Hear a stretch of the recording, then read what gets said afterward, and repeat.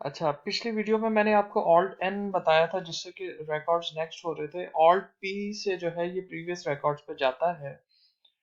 अब बात ये थी कि मैंने ऑल्ट पी दबाया तो जो ये रिकॉर्डिंग है उसने पॉज कर दिया। पॉज का भी वही शॉर्टकट की था। तो ये ऑल्ट पी आप दबाएंगे तो आप इस तरह से पीछे जा सकते हैं। तो ये मैं आपको क्लिक के साथ दिखा देता हूँ।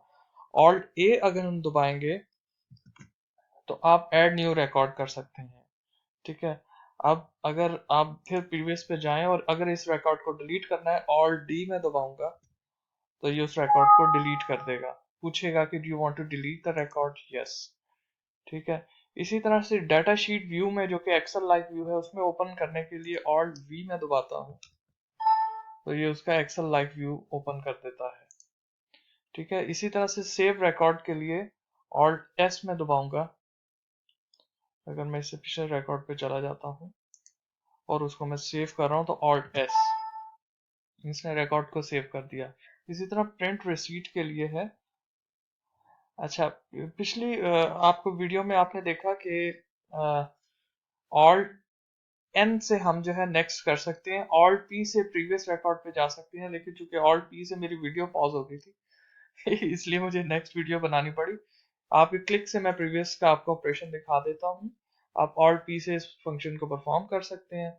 इसी तरह से ऑल्ट ए अगर हम दबाएंगे तो ये दबा के देखते हैं, ये न्यू रिकॉर्ड क्रिएट कर देगा। मसलन हम कोई न्यू रिकॉर्ड एंटर करते हैं। कस्टमर को अगर हम सेलेक्ट करेंगे तो आप देख रहे हैं कि कस्टमर आईडी इसने खुद ब खुद हमारे फॉक्स प्रो के टेबल से पिकअप कर ली है। डिस्क्रिप्शन डाल दी, मोड ऑफ पेमेंट मसलन कैश कर देते हैं। कैश अगर हम करेंगे तो हमारे पेड को एक्टिव करके रिमेनिंग की फील्ड को एंट्री उसमें रोक देगा। इसमें 1000 कर देते हैं। अब हम सेव करेंगे। सेव के लिए ऑल्ट एस भी दबा सकते हैं।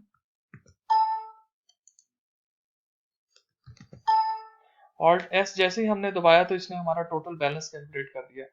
अब ये बैलेंस इसने हमारे फॉक्स प्रो वाले टेबल से भी उसका सम करके जो कस्टमर है आपके नाम से अजब खान, यहाँ तक कि ट्रांजैक्शंस इस सॉफ्टवेयर में और प्रीवियस का सम लेके इसने हमें टोटल बैलेंस बता दिया है।